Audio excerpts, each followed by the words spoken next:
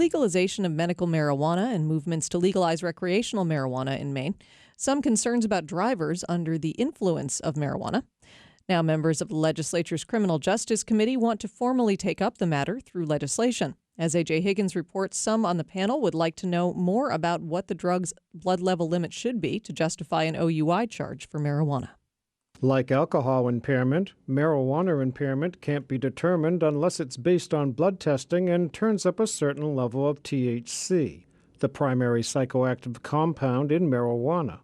Last year, a study group that tried to determine what that level should be couldn't agree on a standard.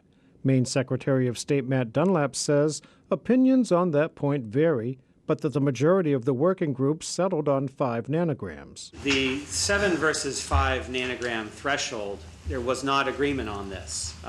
The majority of the group was comfortable with a 5 nanogram. There were some that felt that 5 was too low of a threshold, given the metabolizing effects of THC and how long it lingers in the system beyond having an intoxicating effect. Members of the Criminal Justice and Public Safety Committee think it's important to settle this question, and State Representative Justin Chenette, a Saco Democrat, says competing views are best analyzed through the legislative process and supported a joint order to create a bill. What we're supporting is a joint order to report out a bill to at least have a public conversation, have the public before this horseshoe to have these conversations.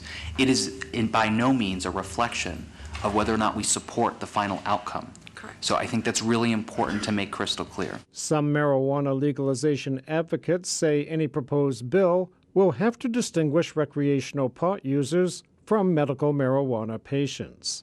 For MPBN News, I'm A.J. Higgins.